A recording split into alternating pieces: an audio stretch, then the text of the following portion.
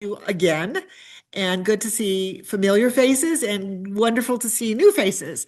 I'm very pleased to introduce Dr. Katumba, who has gotten his PhD from University of Illinois, but has lived in the New York area and now is in Atlanta. I'll let him talk about himself. The one thing I would like to say is that if you could please hold your questions until the end, I think Dr. Katumba would appreciate that. So with that, without further ado, I will turn it over to you, Angelo. Thank you so much for having me in the space. I really appreciate the opportunity to have this conversation with all of you. I am gonna I'm from Uganda. Let me see if it's in the right, is that the right one or not? It is. It Looks It is is. in the great. right one. Great.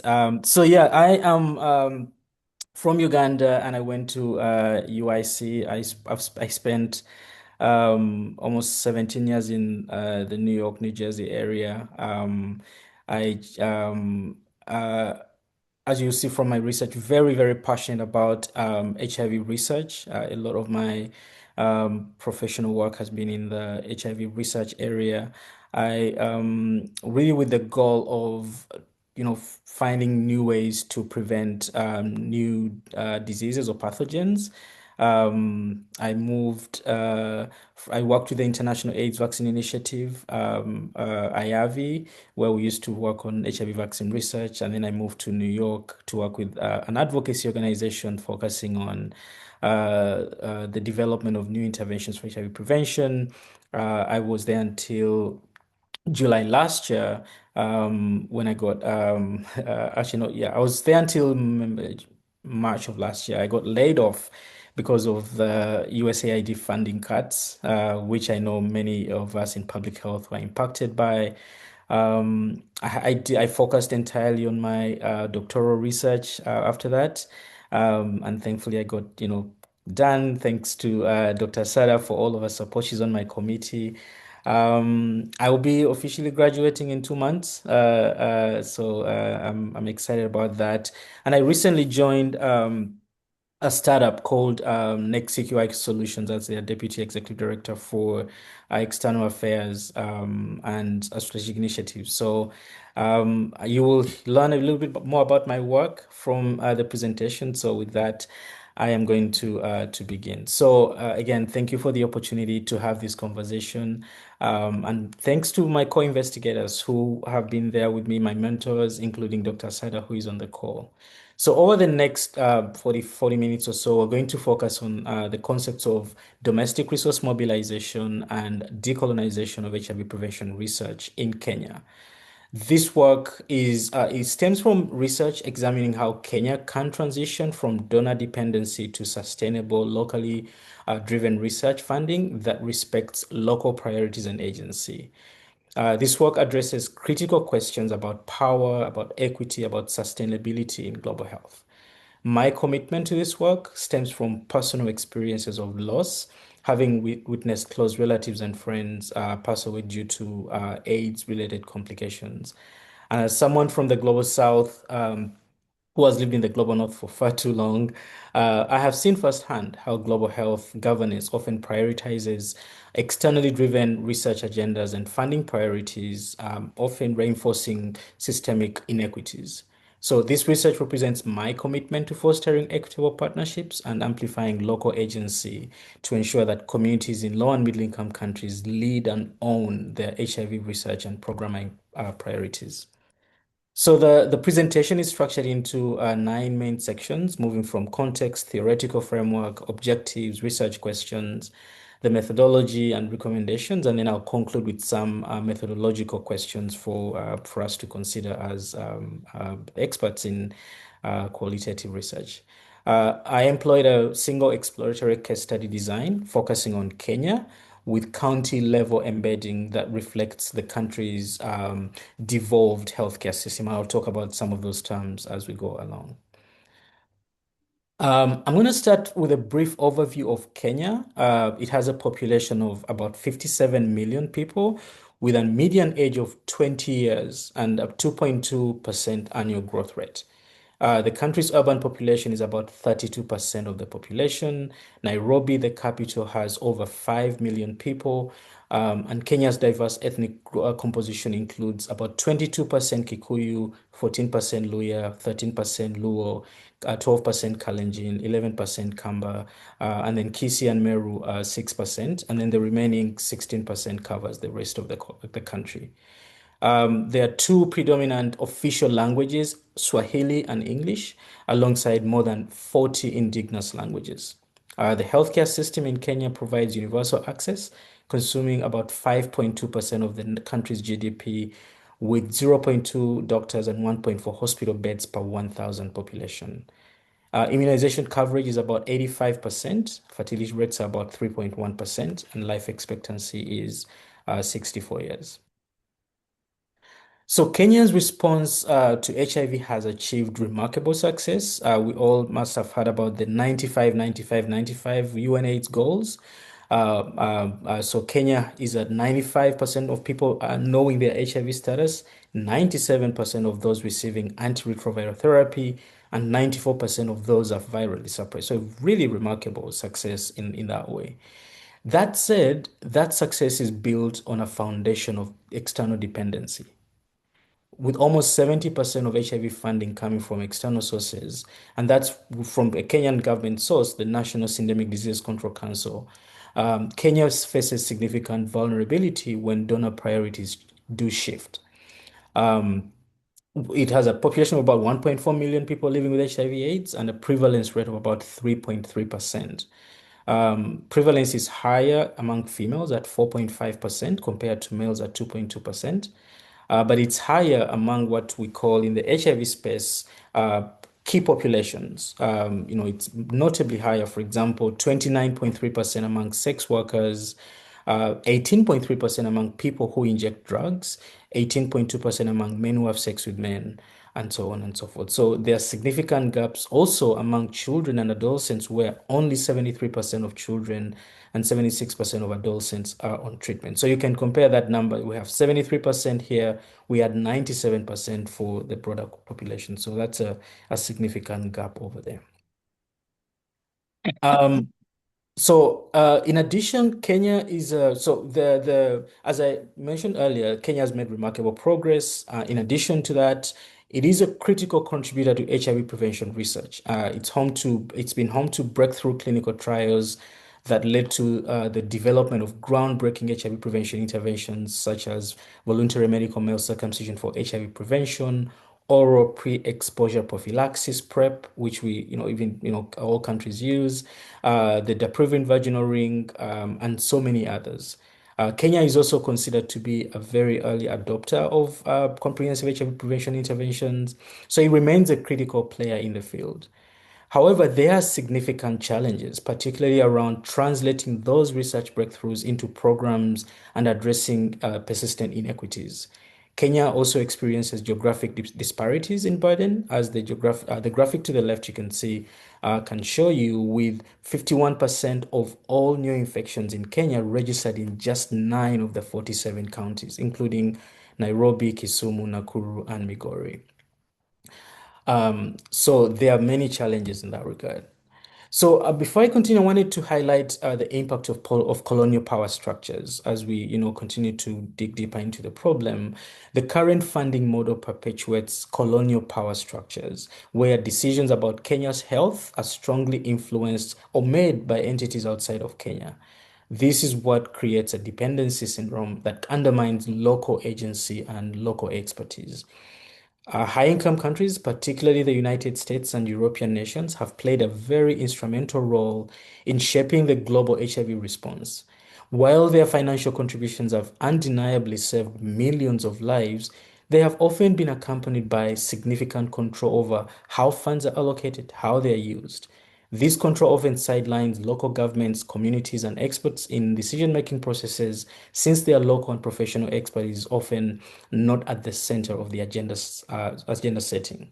The historical relationship between high-income countries and low and middle-income countries such as Kenya is marked by a pattern of control that at times has perpetuated instead of addressing those inequities.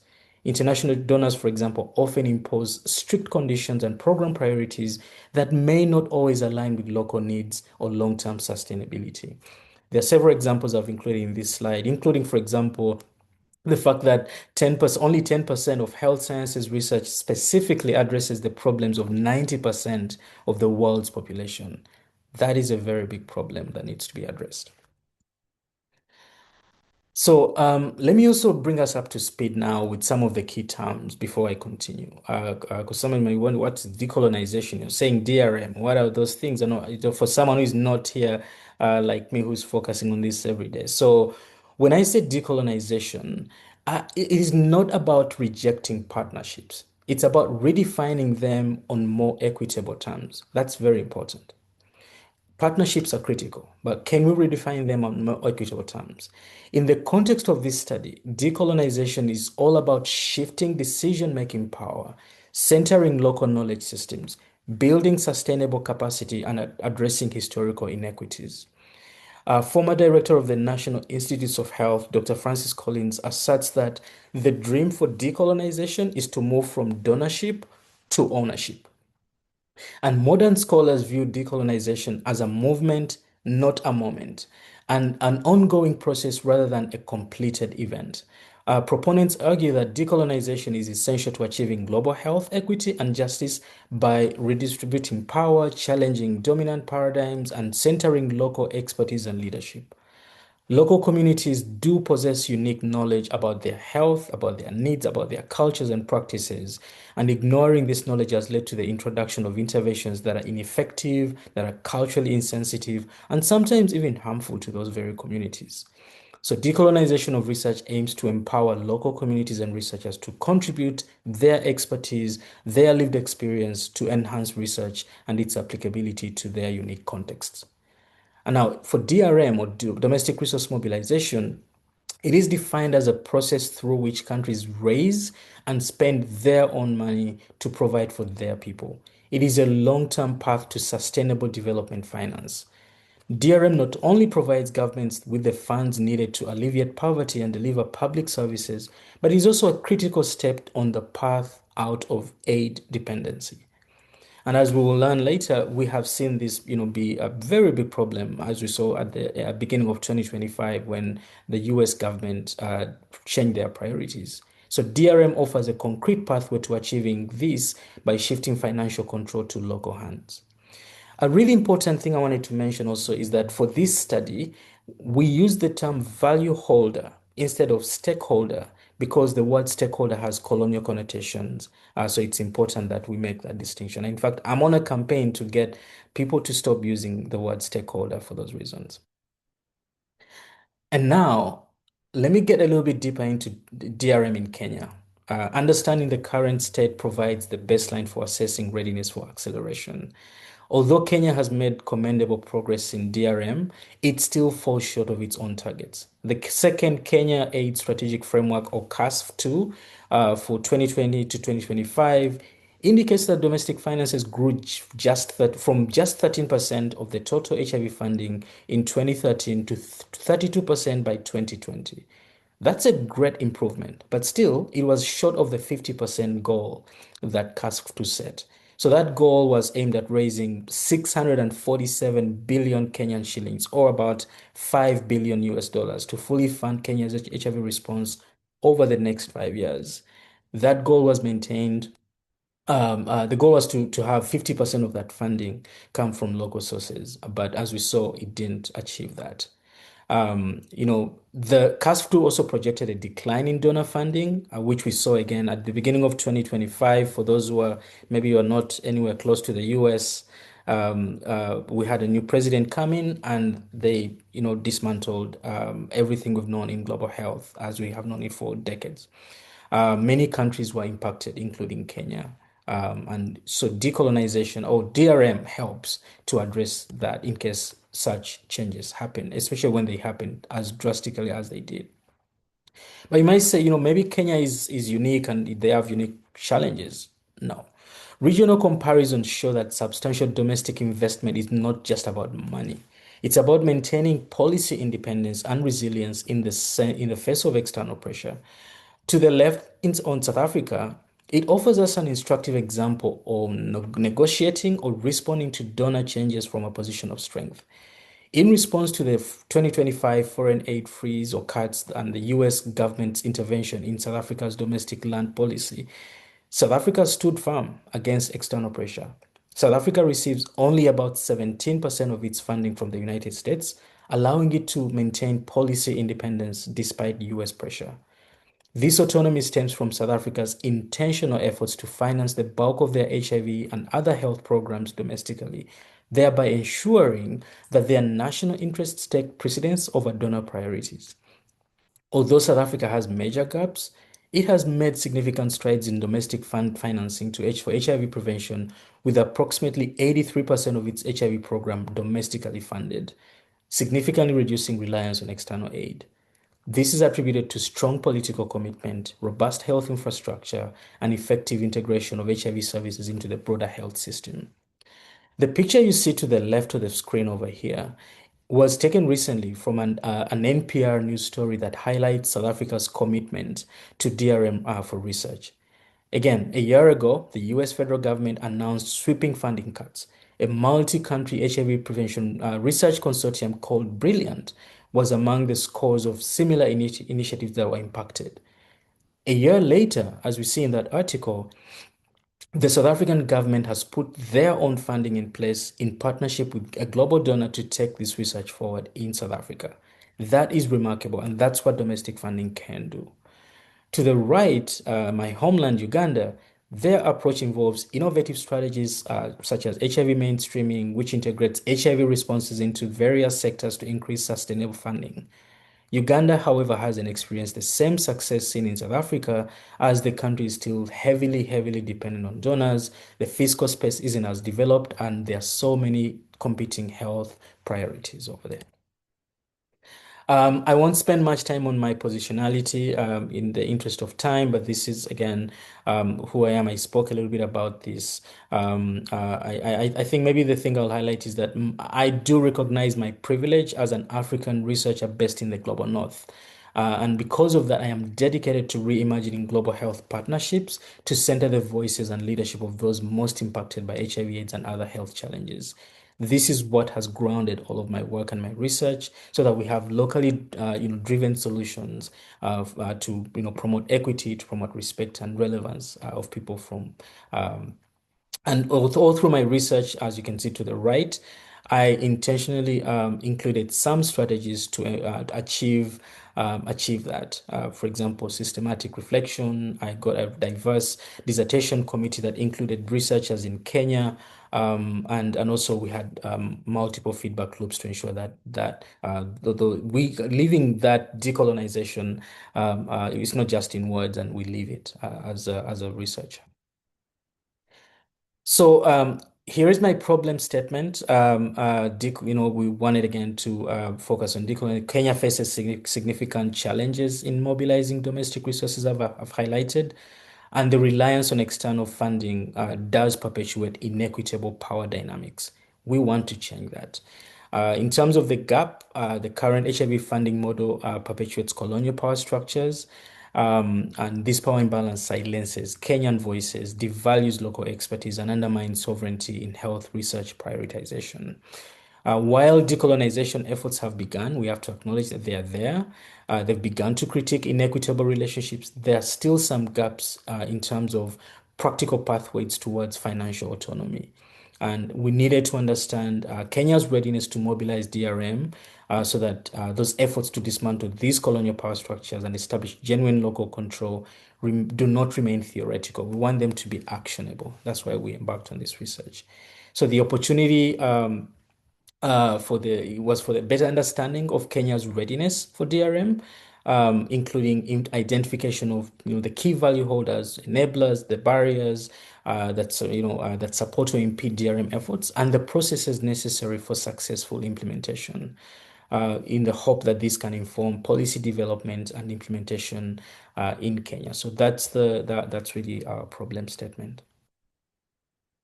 The study had three objectives. One, to assess Kenya's readiness for implementing DRM.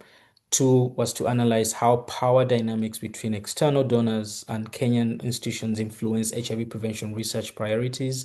And then three, to identify actionable pathways and strategies for increasing DRM so that you can shift control of HIV research to Kenyan institutions and communities.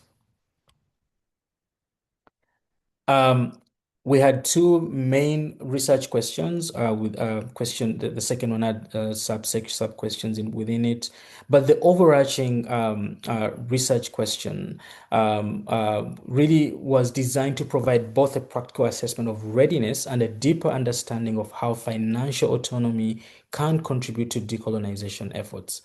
So it addressed the overarching question addressed the critical gap.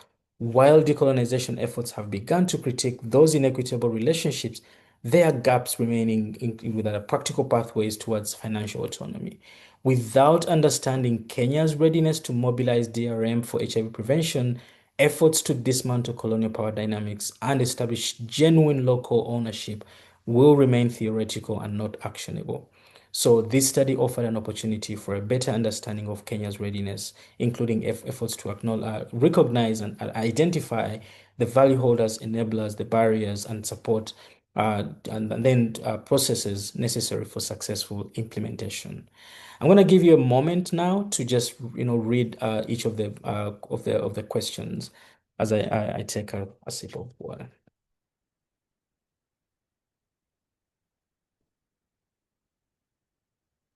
And each of the question is also included in subsequent slides, so you can see them. But I just wanted to have a moment for you to see them. So you might say, why does this matter now? This research is significant for multiple reasons. Again, we've talked about the recent USAID aid freezes. That was subsequently followed up by other, donors cutting funding of their own. This has created a humanitarian crisis in Kenya and elsewhere, demonstrating the real-world consequences of donor dependency. This is not just an academic issue, it's a matter of life and death.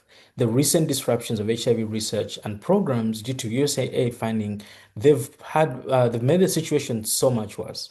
Practically, this research provided actionable recommendations for policymakers. Theoretically, it bridges the technical financing discussions with critical examinations of power and knowledge production. The timing is crucial as changes in donor priorities create both a crisis and an opportunity for transformation. And finally, while focused on Kenya, the findings offer insights for other low and middle income countries facing similar challenges. I'm going to spend a little bit of time on this slide as it's an important one to get a deeper understanding of the entire study. The theory of change maps the transformation from donor-driven to locally owned HIV prevention research with DRM as a key mechanism for shifting power and control. This study tells the story of transformation, how Kenya can move from being a recipient of external aid to becoming the owner of its own HIV prevention research destiny. To map this journey, we've woven together two powerful frameworks that, when combined, create a roadmap for both practical change and social justice. At the heart of this framework lies CIRA's readiness framework, which I'm sure all of you are familiar with. R equals MC squared. R for readiness, M for motivation, C for general capacities, and the second C for innovation-specific capacities. So think of this as a diagnostic tool, like a doctor's examination that asks not just what's wrong, but what do we need to do to get better? When applied to Kenya's HIV research landscape, this framework helps us to understand three critical questions. The motivation. Does Kenya want to take control of its HIV funding? This isn't just about political will. It's about shared values across government, researchers, and communities that say we can and should lead our own research, health research agenda. General capacity, the C. Does Kenya have the building blocks for this? This means looking at things like financial management systems, research infrastructure, and governance structures, the foundational elements needed for major change to happen. And the second C, innovation-specific capacities. Does Kenya have the skills, the specific skills needed for DRM?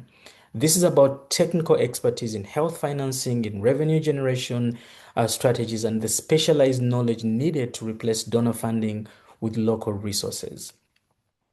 So we looked at this through the decolonial lens. Readiness assessment alone isn't enough. That's where the decolonial theory comes into this story. This lens asks even deeper questions. Why is Kenya dependent on external funding in the first place? Who benefits from the current system? How do we transform relationships of power, not just technical capacity?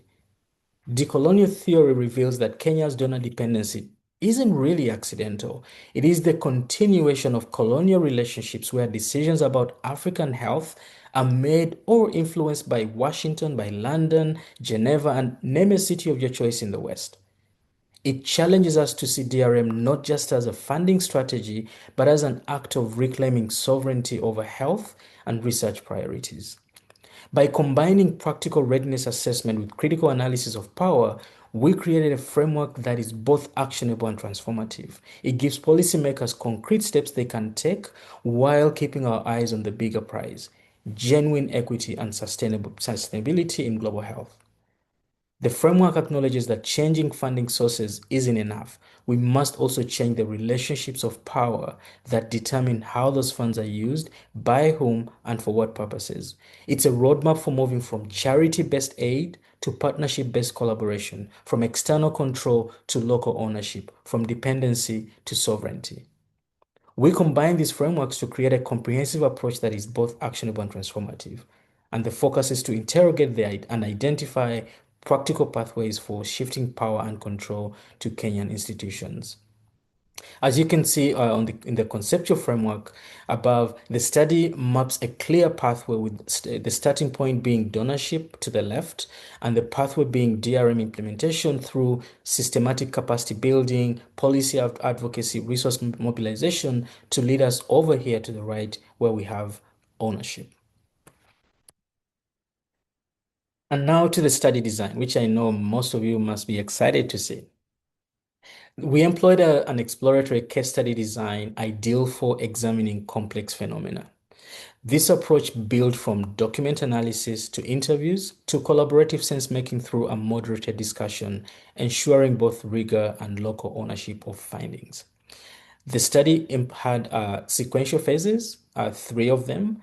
The phase one involved document review of 18 documents spanning 2020 to 2025 to extract information about funding flows, decision-making processes, and power dynamics. Phase two included 16 semi-structured interviews with diverse value holders to explore perspectives on DRM as a pathway for decolonization, identify barriers, facilitators, and strategies for implementation. And finally, phase three convened 7 key Kenyan value holders in a moderated discussion to validate those findings, explore any contradictions, and collaboratively develop context-appropriate recommendations. This approach facilitated answering the how and why questions by encouraging participants in their natural environment. I've touched on the study participants. We used a sampling strategy that ensured representation across key value holder groups while also maintaining focus on those with decision-making authority and relevant expertise. A maximum variation sampling strategy was applied within the purposive framework to ensure that representation across different sectors, that is public, private, civil society, organizational levels, that is leadership, management, implementation, gender and geographic regions in Kenya. We had urban and rural, we had high and low HIV prevention prevalence areas, and also we had economically diverse regions. These decisions were informed by the contextual analysis highlighting regional disparities, as I highlighted in the earlier slides, in HIV burden and healthcare access, and by the theoretical framework emphasizing the importance of inclusive value holder engagement in the decolonization processes. For the moderated discussion, participants were selected from among the interview participants, with one additional value holder added during the research process. Representatives from the national and county governments were included. We had research institutions, civil society organizations, the private sector, health finance experts, and then also with gender diversity. These were interviewed to ensure multiple perspectives inform the collective interpretation of findings. One thing to note, though, that despite our efforts to include external donors, the researchers ultimately failed to get a positive response. The donor environment has been very shaky lately, and nobody wanted to talk to us. In terms of data analysis, a hybrid thematic analysis approach was employed, combining inductive and deductive coding using MaxQDA and MS Excel software. The six-step process began with one, familiarization through multiple readings and team-based review, and then two, development of initial codes using a priori framework, that is power dynamics, ownership, priority setting, and others, alongside emergent codes from the data. The third step included independent geocoding to 5 of the 16 transcripts with iterative refinement, comparing the two coders' work and resolving discrepancies with AI. We used AI assistance to get any discrepancies and also to compare how AI would code the same transcripts. Codes were then combined into larger themes and categories through pattern recognition and clustering. Themes then underwent quality assessment for distinctiveness and internal consistency, with boundaries refined to avoid any duplication. And then finally, themes were defined using supportive quotes from the documents and the transcripts. Member checking through the moderated discussion validated preliminary themes, enhancing credibility and trustworthiness of the findings. This methodology ensured both analytical rigor and local relevance. So I'm gonna go quickly through the findings. Although we analyzed all of the entire data set, only a subset of the findings are presented here. We developed 2 manuscripts from this work, which will be submitted to journals very, very soon. Manuscript 1 focused on research question 1, while manuscript 2 focused on research questions 2A and 2B. And I'm going to present some of that over the next slides. So the first manuscript examined the barriers and enablers to domestic resource mobilization for HIV prevention research and their implications for sustainability of Kenya's HIV prevention research.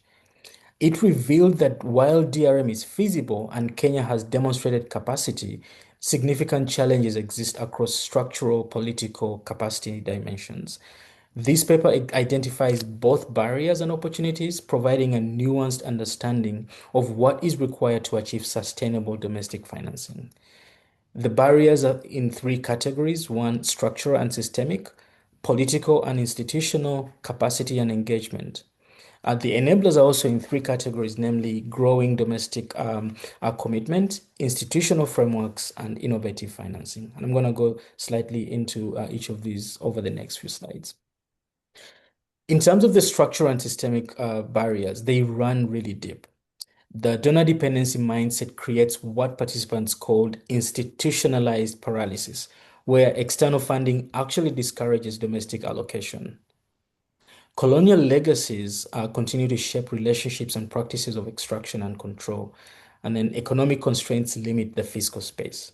Corruption came up. In fact, it was surprisingly really very, very pronounced in the study, and the weak accountability systems, which undermine public trust and lead to the diversion of approximately $1.1 billion annually in Kenya. That's a lot of money.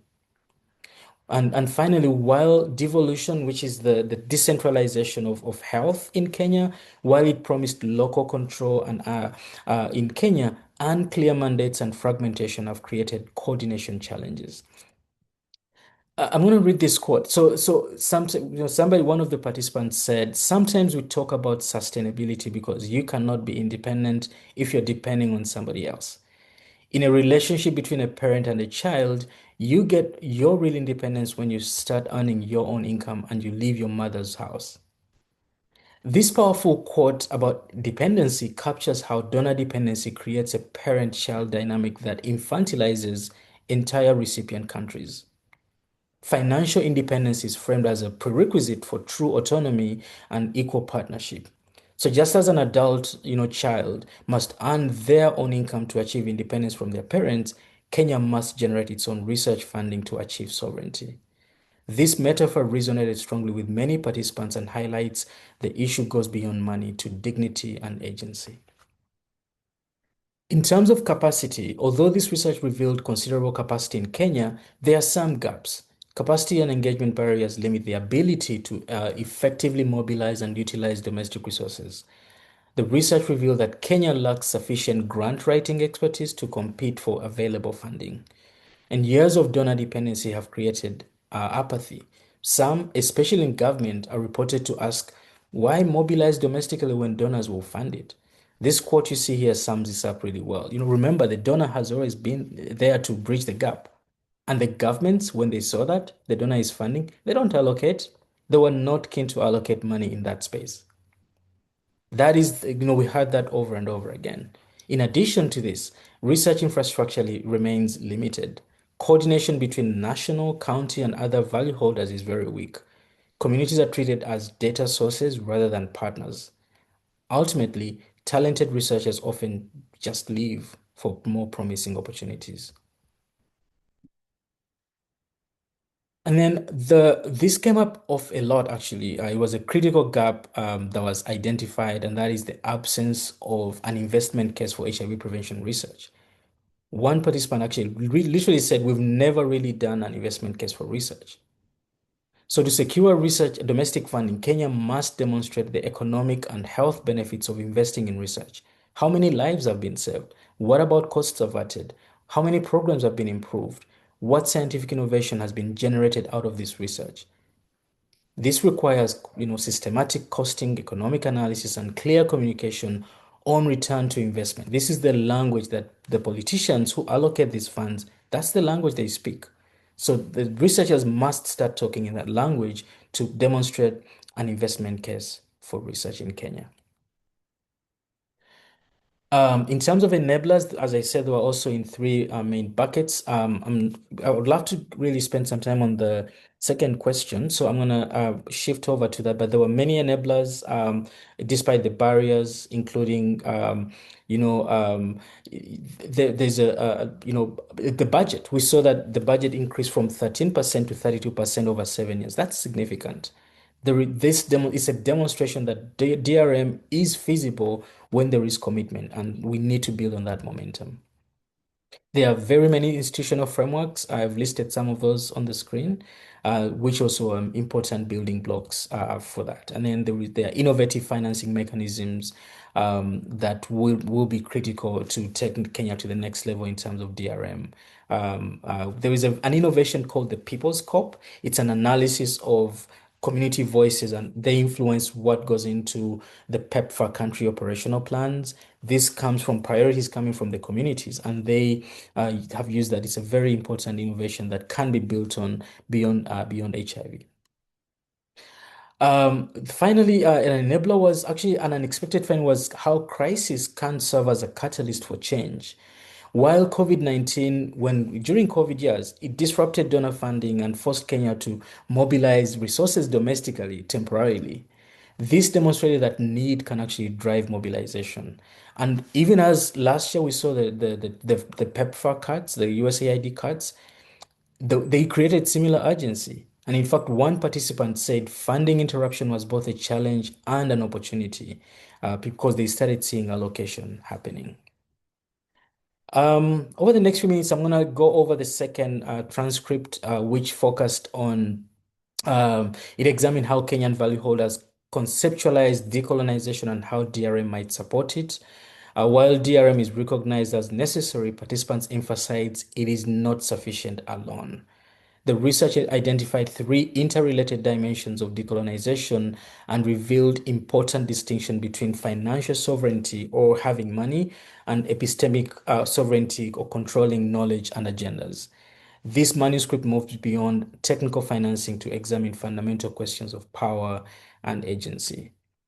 These are the three dimensions. I think I'm going to cover them in this slide, and then I won't go into the details after, in the interest of time.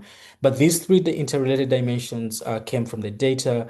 First and for the most weighted one is understanding and managing power dynamics. It is essential to understand and recognize power dynamics before attempting to challenge them. Without that, any efforts to meaningful participation or agenda setting will likely be unsuccessful. And secondly, once one is aware of and addresses the power dynamics, they can then assert their authority over the agenda setting. And finally, authentic ownership and participation come out of agenda setting authority. It is important to note, however, that these three dimensions do indeed reinforce one another. It's not like one happens and then another happens and a third one happens. And in the context of this study, the findings reveal that understanding and managing power dynamics carries the most weight among the three dimensions. This is mainly because power dynamics are seen as the underlying structural issue that created the need for decolonization in the first place. Several participants warned against tokenism in community engagement, which means that without understanding and managing power, participation becomes a performance, especially when agenda setting is centered in the global north or the west, as opposed to being rooted in the countries such as Kenya, where it should be. Agenda setting is a close second in terms of weight, as it is the most foundational issue. But that being said, all three dimensions are needed to sustain HIV prevention research in Kenya. Together, these three dimensions highlight how Kenyan value holders view decolonization and DRM as a mechanism to give control over research agendas to local actors away from international donors. The next few slides go over each of these, but I've covered the most of the content, so I'm gonna move maybe to the one thing I really wanted to leave you with. And that is this study produced a critical priority setting model for authentic decolonization of HIV research in Kenya. This process model illustrates a framework for decolonizing HIV research in Kenya through genuine local control of knowledge production. The model features four simultaneous interconnected actions centered around an ultimate goal of genuine local control of knowledge production. The four key components include one, genuine community partnerships with shared decision-making power and equal participation. Two, a unified national research agenda emphasizing inclusive value holder consultation and democratic priority setting mechanisms. And then three, research capacity strengthening focused on training, leadership development, and shifting from implementers to innovators. And then finally, equitable international partnerships built on mutual benefit and collaborative rather than extractive relationships. It is important to note that while financial independence enables local knowledge production, true decolonization requires answering the question, whose priorities are being centered? This model emphasizes three essential requirements for success. One, political will from politicians and communities. Two, structural reforms through systematic institutional changes. And three, action beyond rhetoric with sustained commitment to implementation. This holistic approach ensures meaningful transformation of research governance and practice. Um, we've touched on many of these in terms of the critical findings, but really importantly, DRM and decolonization are related, but they are distinct. And we have so many potential pathways or potential future research that could be considered, including what you see on the slide. Building literacy among politicians, for example, and then transforming community engagement from something that is extractive to something that is genuinely community centered. We have many recommendations, which are around structural changes, some programmatic innovations, and then there's some political actions that are recommended from the study. And I won't get into each of them, but we will have these slides available to you so you can get into the details of all of them. The research makes some important contributions, including providing empirical data on value holder perspectives, which have been understudied. It also links technical discussions of DRM to broader decolonization discourse, identifies context-specific barriers and enablers, and then the three-dimensional framework that I've highlighted provides a practical approach to understanding and evaluating decolonization efforts. The distinction between financial and epistemic sovereignty is theoretically and practically important. And then we developed two policy briefs out of this to translate these findings into actionable guidance for our value holders, including political leaders. And then finally, the priority setting model that I've just given, it is important for true decolonization of HIV prevention research, and hopefully will contribute to further understanding and scholarship on the subject. We did have some limitations, including the fact that we were not able to get some of the key participants or value holders, including the donors. We were limited in terms of county representation. The sample size is also could be raised from 18 interviews to a greater number, and so on. So, with that, in conclusion, Kenya stands at a critical crossroads. Declining donor funding creates both a crisis and an opportunity, a window of structural transformation that may not remain open indefinitely. Success requires recognizing that sustainable decolonized research needs more than a technical financing solution. It demands political will, research literacy, systemic accountability, a unified research agenda, and genuine local ownership. The goal, as our participants articulated, is to move from dancing to others' tunes to playing your own tune and deciding what dance is on the floor. This transformation is possible, it is urgent, and it is necessary. That is the end of this conversation, rather this presentation. These are some of the dissemination strategies, including this very conversation, which I'm delighted and very honored to have the opportunity to disseminate this research. There are many others. Again, I've talked about the policy briefs, and we have some conferences we are going to be submitting to. And the last really thoughts I'm going to leave you with, some questions to ponder. This study critiques colonial power structures in knowledge production, yet it is conducted as a doctoral dissertation at a university in the United States using, qualitative methods that are, Western centric. So there seems to be a contradiction of using the tools of the master's house to study decolonization, and that's a question for us to ponder. And then secondly, we used AI assist to compare coding with human coding on a subset of the transcripts. While this is novel, it is contested in some ways. So, what does the use of AI assisted coding alongside human coding mean for interpretive authority? And then finally, the moderated discussion was used both as data collection and also for member check-in. What does this mean for is the double assignment a problem for both functions? So I wanted to leave those questions with us, and I thank you so much again for the opportunity. Well, and we thank you for a wonderful presentation.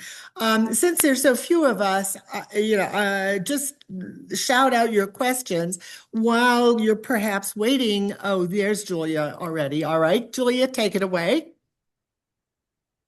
But you wanted to finish a sentence first. No. I always am prepared to make, comments while people think about questions, but I can see that Tara and Julia, or it was Adati and Julia had questions. So take it away, the two of you. All right. Okay. Well, Angelo, wonderful talk. I found that, when I had a question, then in the next sentence, you already answered it. So it was fascinating to learn and also very well presented. And I really liked the slides and the visuals, like everything about it. So I have a sort of comment more than question, and it is pertaining to your plans for manuscript number 2. So kind of like, it reflects perhaps a growing sentiment on my part, and you may not have had any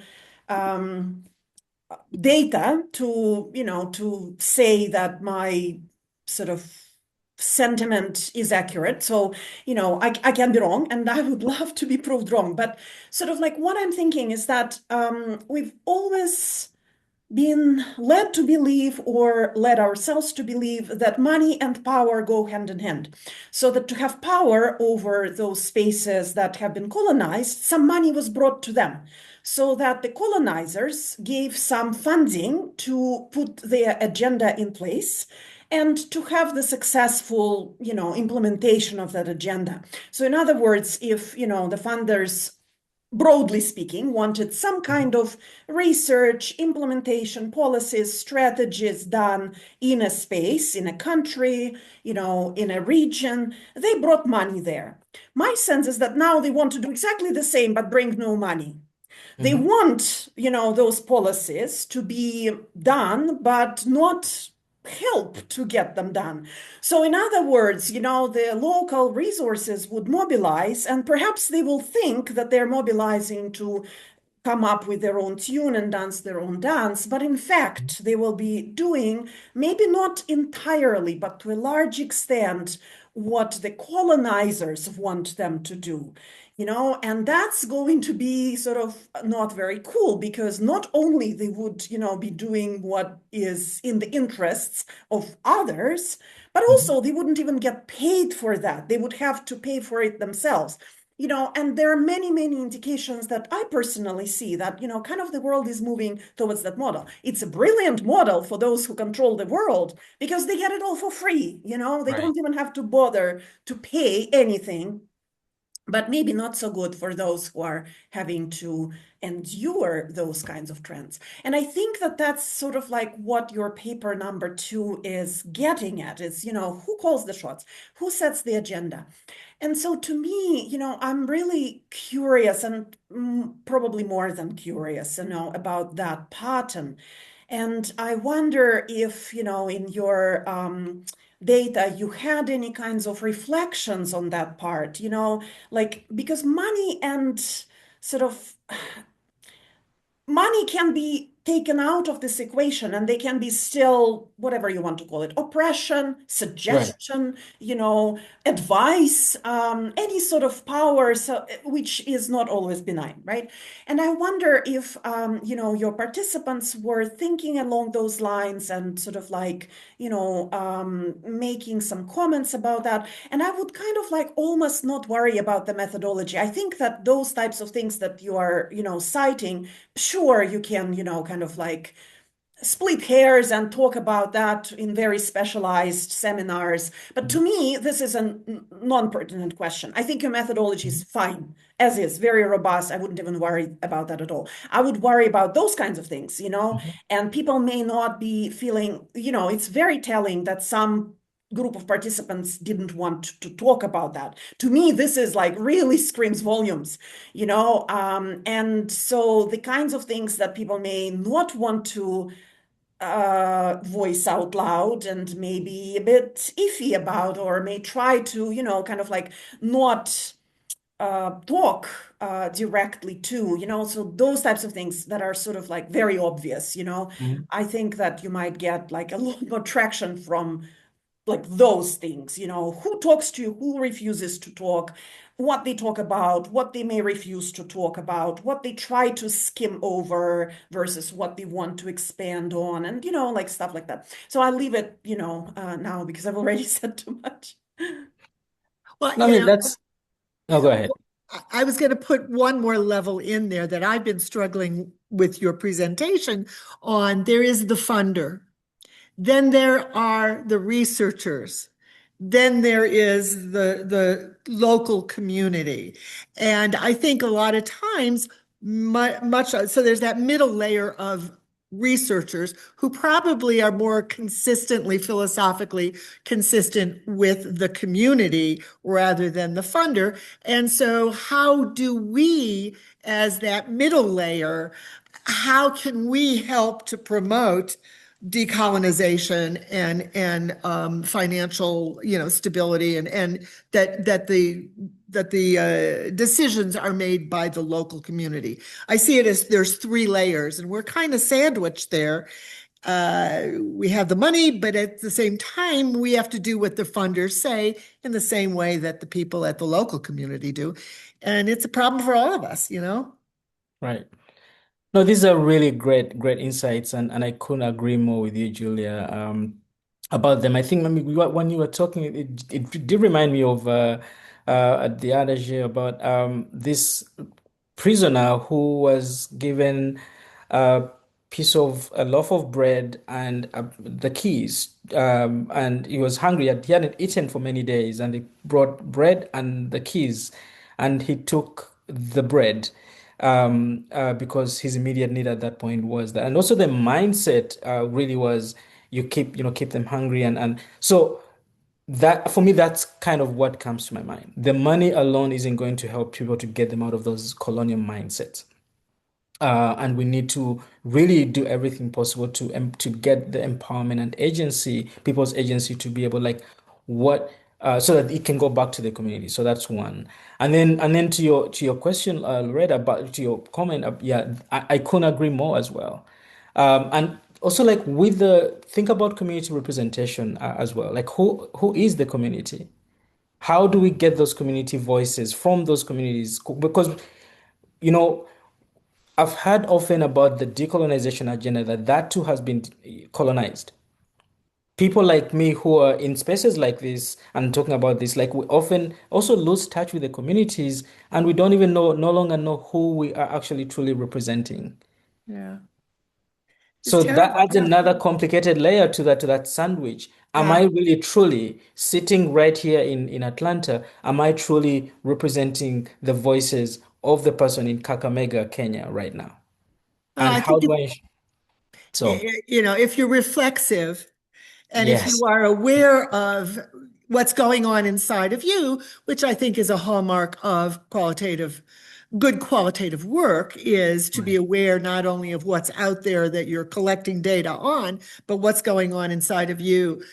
That's the best you can do, and right. own it because it's important.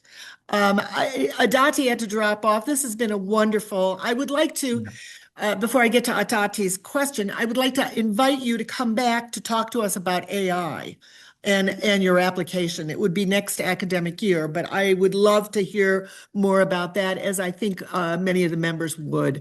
We're still, some of us may be more comfortable than others. I'm in the uncomfortable group. So the question from Adati was about methodology, your GUBA's member checking approach. Was just curious. She wanted to know more about that. Um, that's all she said really in her Right. chat. Yeah. Yeah. Yeah, I'll be happy to share more. I think I've taken down her email and we'll follow up directly with Excellent. her. And Excellent. Dr. Sada was very, very helpful to me in getting myself around it. And between me and her, we can definitely follow up with Adati Excellent. to see what I we had a can do. question about you said this was a mixed method, and forgive me if I missed something over time, so people are dropping off. But I didn't get what was the quant part of your mixed methods analysis. I didn't hear what that was. Yeah, it's a very good question. So it isn't heavy on the quant, but we did look at budget numbers. How much has Kenya invested Okay. in? Yeah, so we eventually found again, as when you design a study and then when you implement, you get, the implementation can teach you a few things. One of the biggest challenges we encountered as we we're starting to implement the study was that there isn't enough data to show how much money is Kenya investing in their own health research and where can we get those numbers.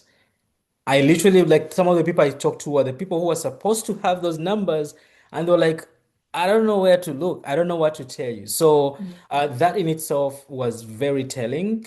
And then the other side of it was even the small numbers we got. In fact, one of the committee members was challenging us. He said, listen, some of the numbers you're getting, they've been counting that for so many years. It's no longer worth counting. So, for example, buildings, and governments always say that. We have provided the buildings, the lab, the actual labs where the research is happening. That is a contribution. But you can't continue to claim that for 15, 20, 30 years. So that was part of it. We did get the number, but that's a whole other study that could come out of this in terms of like, can we actually quantify the contributions of these governments towards research, towards health? Yeah, I'll be happy to talk to you about what I learned 20, 30, 40 years ago in West Africa about money and official declarations of money by countries that makes it even more complicated. I think I would Yeah. like to leave everybody. Thank you so much for a wonderful presentation, and I will be in touch with you in the summer to invite you back to present something else. But let us all leave talking about value holders rather than stakeholders. That's Thank you. I believe in Thank you. we need to further our own terminology. So Yes. that's Yes. kind of my political statement on qualitative analysis. Everybody have a wonderful weekend. Thank you Great job, so much Angelo. again. Thank you. Thank you for having me. Thanks, Dr. Bye. Bye-bye.